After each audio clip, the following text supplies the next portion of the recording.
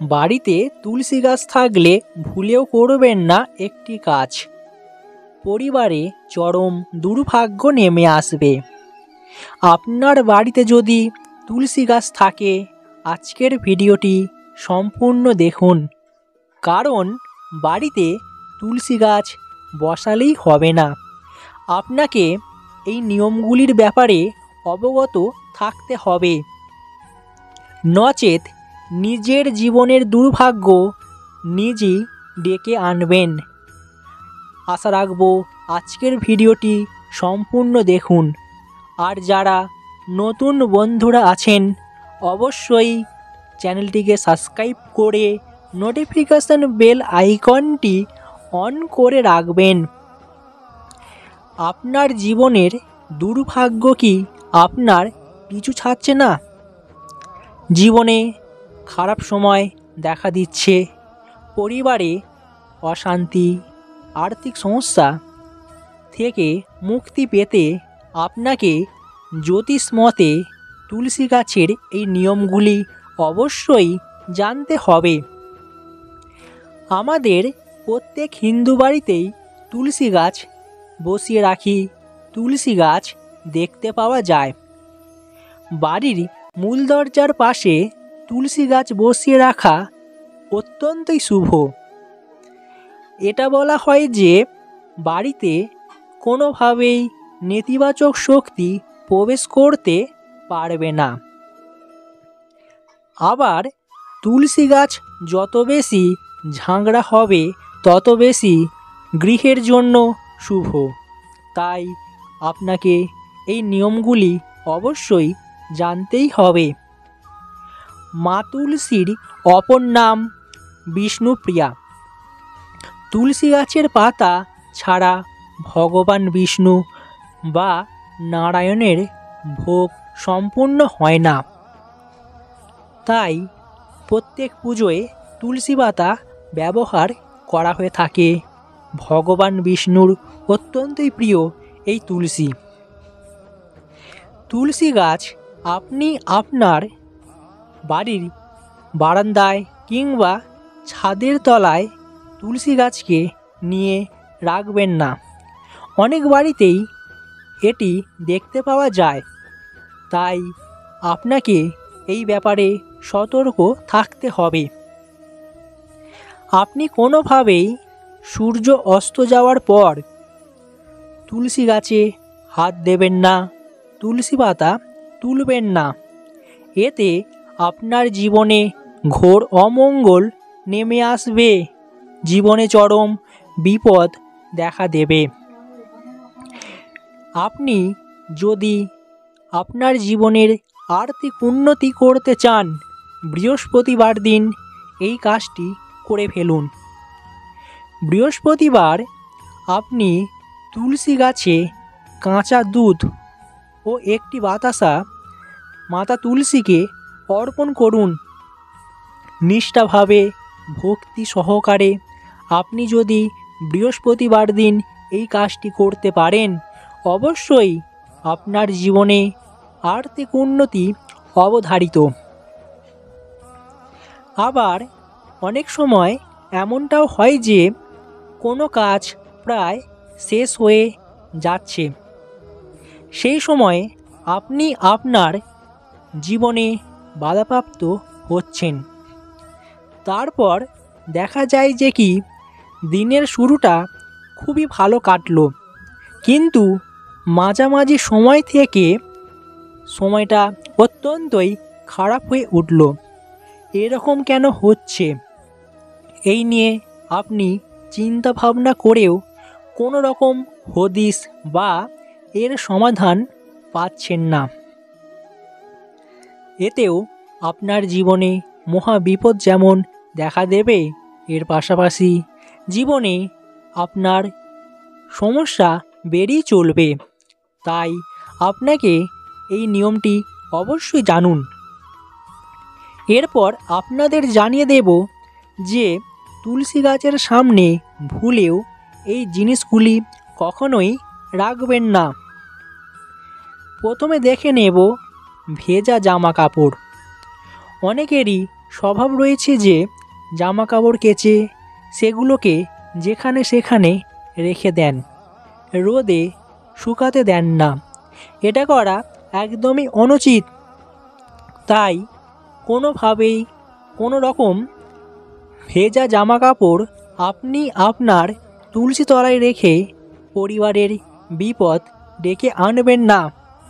এর ফলে আপনার পরিবারে নেগেটিভ এনার্জির পরিমাণ বৃদ্ধি পাবে, পজিটিভ এনার্জি আপনার গৃহ থেকে বিদায় নেবে। অপরদিকে জুতো জোড়া কখনোই রাখবেন না। বাইরে থেকে ঘুরে এসে আমরা জুতো জোড়াগুলিকে যেখানে সেখানে রেখে দিই। আপনি হয়তো খেয়াল করেন না সামনে তুলসীতলা বা তুলসী মঞ্চ রয়েছে। আমরা জুতো পরে সর্বত্র ঘুরে বেড়াই। এই জুতোর মধ্যে লুকিয়ে রয়েছে আপনার জীবনের সৌভাগ্য।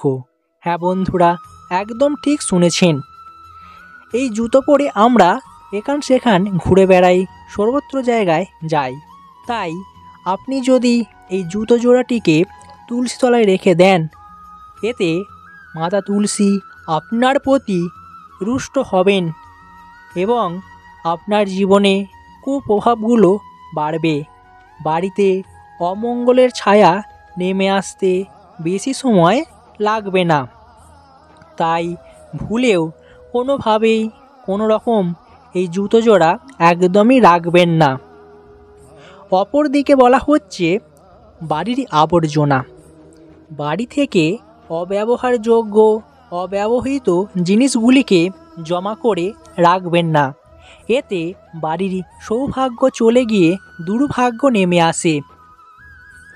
দেখুন বন্ধুরা, এই ভিডিওটির মাধ্যমে আপনাদের যে বিষয়গুলি জানিয়ে দিচ্ছি, আপনার জীবনের দুর্ভাগ্যের বিষয়গুলি কোনগুলো, যেগুলিকে আমরা মেনে চলি না, আমাদের অজান্তেই হামেশাই আমরা নিজেদের বিপদ নিজেই ডেকে আনছি। তাই বাড়িতে তুলসী গাছ থাকলে অবশ্যই আপনাকে এটি জেনে রাখতে হবে। তুলসী গাছের আশেপাশে যেন কোনো রকম কোনোভাবেই আবর্জনা জমা করতে দেবেন না, যাতে না হয়। আপনি নিয়মিত তুলসী গাছের তুলসী মঞ্চের যত্ন নিন। এর ফলে তুলসী মাতার কৃপাদৃষ্টি আপনার প্রতি থাকবে। তাহলে বুঝতেই পারছেন যে কোন নিয়মগুলি আপনাকে মেনে চলতে হবে। তুলসী গাছ বসানোর কয়েকটি নিয়ম। প্রথমত, আপনাকে ঠিক করতে হবে বাড়ির কোন জায়গায় আপনি এই গাছকে বসাবেন। বাস্তুপক্ষে গৃহের ঈশান কোণ অর্থাৎ উত্তর পূর্ব কোণকে ঈশান কোণ বলা হয়ে থাকে।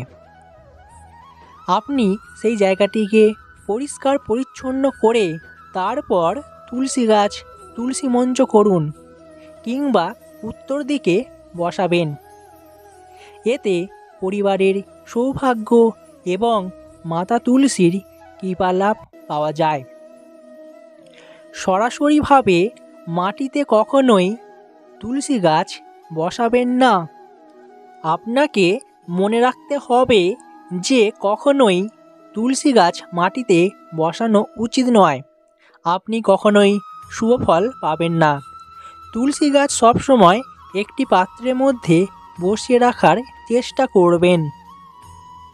আপনি নিয়মিত তুলসী গাছের যত্ন নেবেন, যাতে তুলসী গাছটি কখনোই শুকিয়ে না যায়, কোনোভাবে ক্ষতিগ্রস্ত না হয়। এর ফলে হবে কি, আপনার পরিবারের সদস্যদের মধ্যে বিভিন্ন সমস্যা দেখা দেবে।